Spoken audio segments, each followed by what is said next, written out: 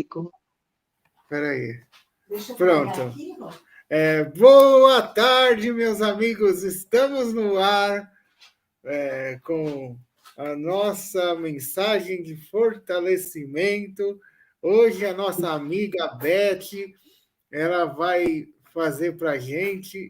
Beth, seja bem-vinda à Casa Espírita de Amor e Caridade, ajudando a caminhada. O tema da mensagem de fortalecimento, Jesus se calou. Que honra, que maravilha, que alegria poder aprender um pouco com você, sentir essa mensagem assim que fortalece todos nós. E você pode iniciar, por favor, amiga, com uma prece e depois encerrar com uma prece? Muito obrigado. Volte sempre, querida amiga do coração. E é com você, amiga, por gentileza. Então, boa tarde, amigos queridos. Na verdade, a gente aprende com os autores, né, da espiritualidade, com os autores encarnados. Esse tema de hoje, quem nos ensina é Joana de Ângeles, no livro Dimensões da Verdade, psicografado pelo Divaldo Pereira Franco. E é uma alegria estar aqui, e eu peço a Deus e a Jesus que estejam conosco, nossos mentores amigos, nos abençoando, nos amparando, para que possamos entender cada vez melhor os ensinamentos de Jesus e colocá-los em prática no nosso dia a dia. Então, o que Jesus não disse, o que Jesus não fez, Joana de Ângeles nos explica que muitas pessoas estudaram, né, o que está escrito lá nos evangelhos, que são os ditos do Senhor, que Jesus disse, e muitos doentes e obsediados encontraram paz, serenidade, com aquelas mensagens de esperança que Jesus deixou, com as curas que ele fez. Mas, diz ela, muito mais poderia ter dito e feito o Senhor. E o que Jesus não disse e o que Jesus não fez é tão grandioso que revela a grandeza do Mestre Nazareno. Aí ela dá uma série de situações da vida de Jesus. Então, Jesus viveu em Nazaré, e lá na aldeia de Nazaré, o povo não o reconheceu como o Messias esperado. Então, o que os discípulos sugeriram a Jesus? Que a cidade de Nazaré fosse queimada, que viesse um fogo, né? Um fogo lá do céu e queimasse a cidade. O que Jesus fez? Jesus se retirou da cidade de Nazaré, em silêncio, sereno, triste, né? Mas ele seguiu adiante. E também na aldeia de Gadara, né? Jesus curou um obsediado, um gadareno, mas o povo também não quis ouvi-lo. Jesus não disse nenhuma palavra, não condenou ninguém, não se revoltou. Imperturbável, ele retornou ao mar, à Galiléia. E quando os sacerdotes o acusaram de corromper o povo que era sofrido, infeliz, e que o seguia cheio de esperança. Então, os sacerdotes o acusaram de corromper o povo. E aí, Jesus não revidou, não se defendeu, não reagiu com irritação, não fez uso de seus poderes. Imagina, Jesus, o nosso governador da terra, um poder imenso, ele não fez uso dos seus poderes. Alguns o queriam coroar o rei de Israel, né, o libertador da Judéia em relação ao Império Romano, mas Jesus não debateu esse assunto, nem apresentou explicações, porque estava ainda muito além do entendimento do povo. Jesus se retirou a sós, diz Joana de Ângeles, e diante de Pilatos, ele não disse quase nada, ele não fez nada. Quando o Pilatos promoveu o seu julgamento. E, no entanto, Jesus poderia dizer tanta coisa, dizer tudo, fazer tudo para convencer Pilatos. E Jesus não fez. E na cruz? Né? As pessoas diziam, se você é o Filho de Deus, desce da cruz e se salva.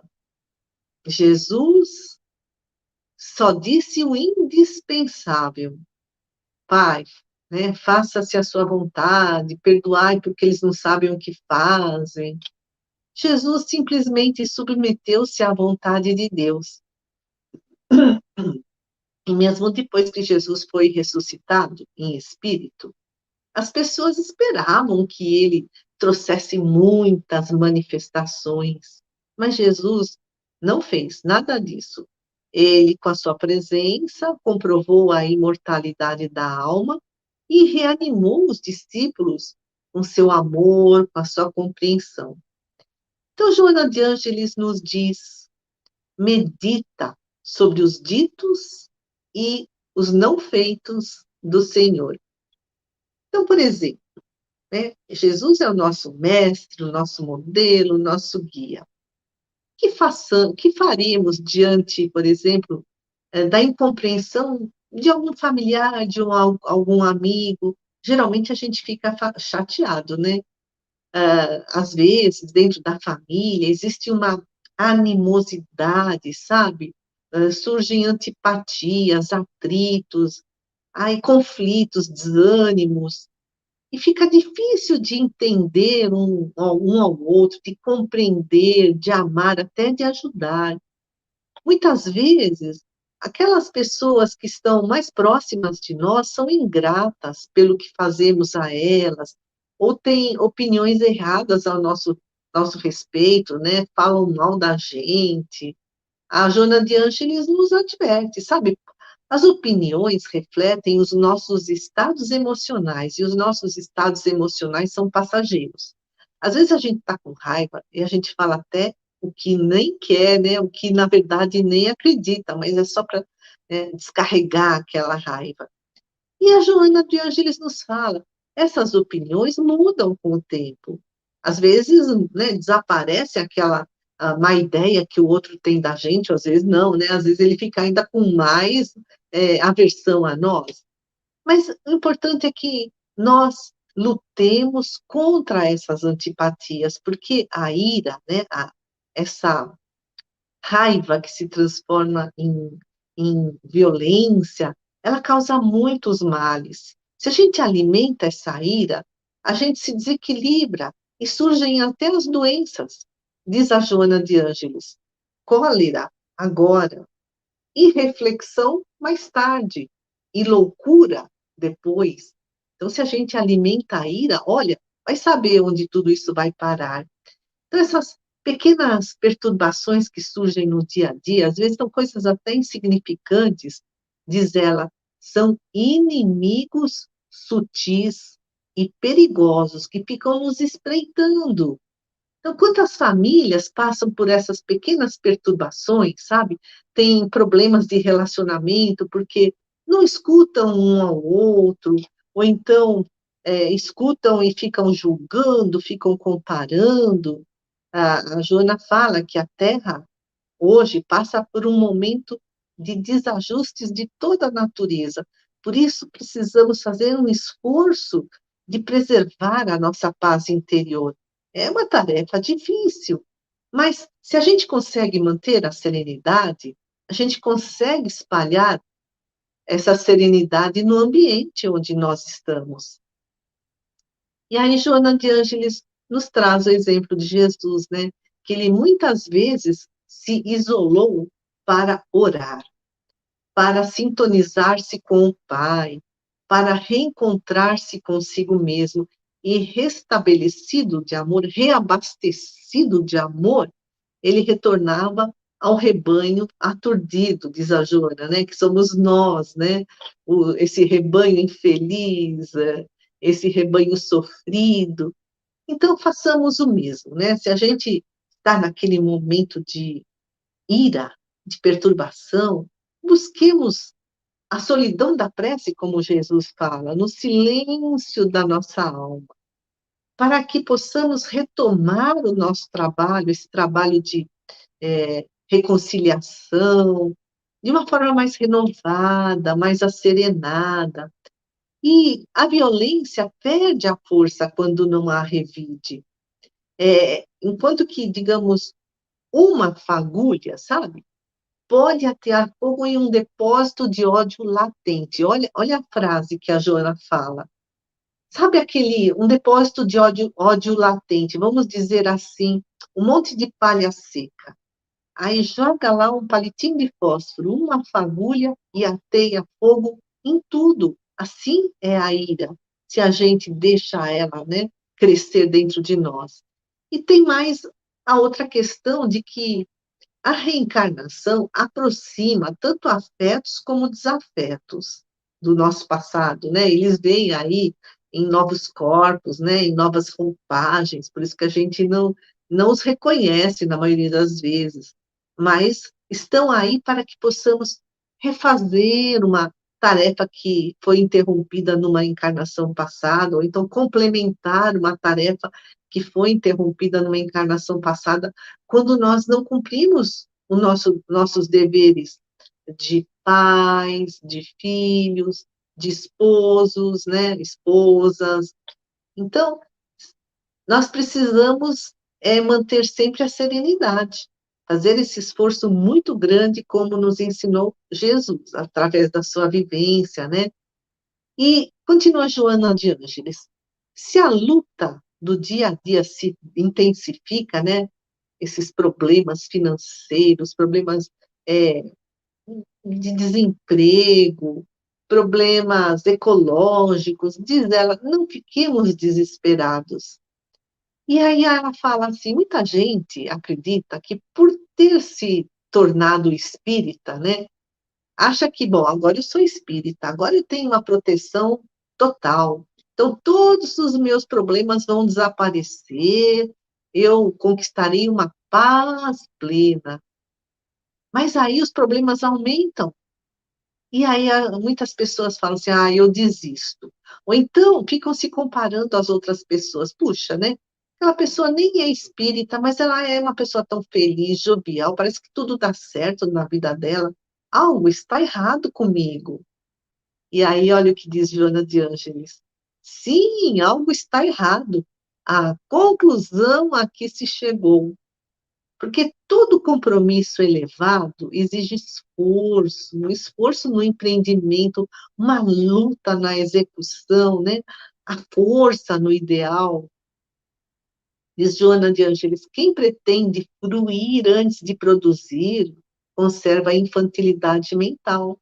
Não adianta, né? Primeiro a gente tem que plantar as coisas boas, né? E o nosso passado é muitas vezes, um amontoado de escombros, né? De culpas, de erros. E aí precisamos remover esses escombros do passado, que está lá, né? Na nossa consciência.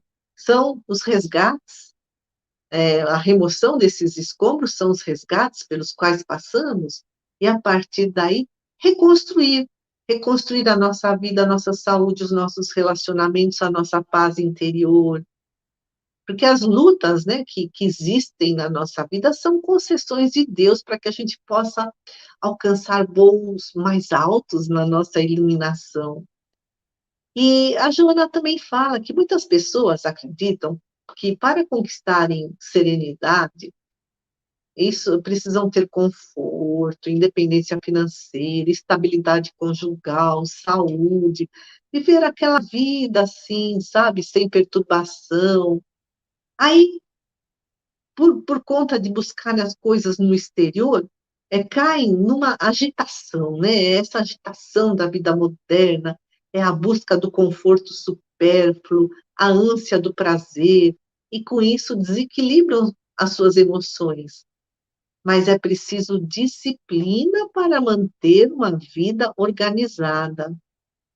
Tem o imperador romano, Marco Aurélio, ele foi chamado de imperador filósofo, viveu no século II depois de Cristo, e escreveu o livro Meditações. E ele fala, tranquilo é o espírito bem ordenado.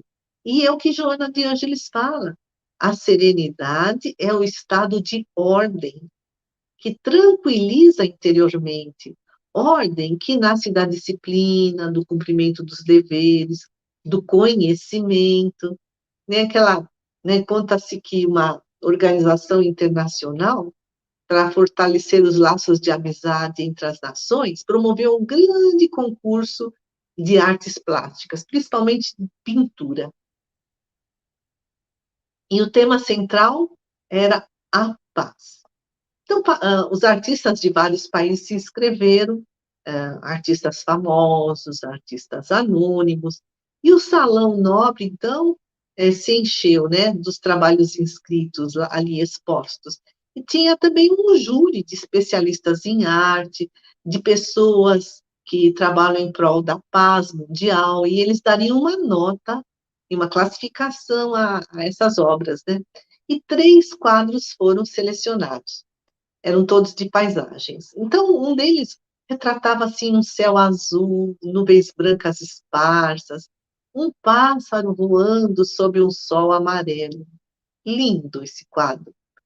O segundo quadro mostrava um campo florido, muitas espécies de flores, muitas cores, algumas árvores, borboletas coloridas, beija-flores, né? E outros pássaros voando, dançando numa brisa suave. Realmente era um quadro belo, né? Que dava paz a quem contemplava. E o terceiro quadro mostrava uma paisagem tenebrosa, uma noite escura de tempestade, um mar agitado, raios cortavam a escuridão da noite. Na praia, as ondas violentas, né, batiam contra as pedras, dava arrepio só de olhar. E esse quadro também foi um dos finalistas, um dos 3. E, né, o público lá pensava, nossa, mas esse quadro, é, chegar à final, né? E, no fim, esse quadro, chamado A Tempestade, foi o vencedor. E as pessoas não entenderam, né? Fora o júri, as pessoas que lá estavam, como um quadro que transmitia medo poderia representar a paz. Aí os jurados explicaram, né? Olha, falaram para o público, olha, olhem atentamente cada detalhe do quadro. No meio de uma rocha tem uma fresta e tem um ninho de passarinhos e eles dormem tranquilamente. E aí a gente lembra do que nos diz Joana de Ângeles. A serenidade com essa paz íntima é uma conquista do espírito, independentemente do mundo exterior, do que possa estar acontecendo ao nosso redor. E segue as recomendações da benfeitora espiritual, né? Se a enfermidade avança e nos vence, não fiquemos desanimados, porque a doença é um alerta para que a gente faça alguma mudança. Muitas vezes é um freio, porque a gente está se excedendo, né, nos vícios, nas paixões. A doença, na verdade, é um caminho de cura da nossa alma. E se formos ofendidos, perseguidos, também não fiquemos angustiados. Diz Joana, nossos ditos e nossos feitos já falaram por nós. Se não nos ouviram, sigamos em frente, mais vale ser vítima da impiedade quando se está com a consciência tranquila, do que ser um perseguidor com a consciência, né, assim, em brasa. Então, diz Joana de Ângeles, ora, porfia, quer dizer, trabalha, estuda e ama. A oração nos elevará das sombras densas, né? Dessas sombras interiores, das nossas imperfeições morais, dos nossos medos, inseguranças, angústias. O trabalho nos retemperará, quer dizer, vai avivar as nossas forças, vai nos vivificar. O estudo nos dará maior discernimento. E o amor nos trará paz e felicidade. Então, amigos queridos, agradeço muito a atenção de todos, pedindo a Deus, a Jesus, aos nossos mentores, que possamos aprender a conquistar essa paz interior, essa serenidade, independente do tumulto à nossa volta, das dificuldades e tropeços do nosso caminho. Sê conosco, Senhor, hoje e sempre. Uma boa tarde.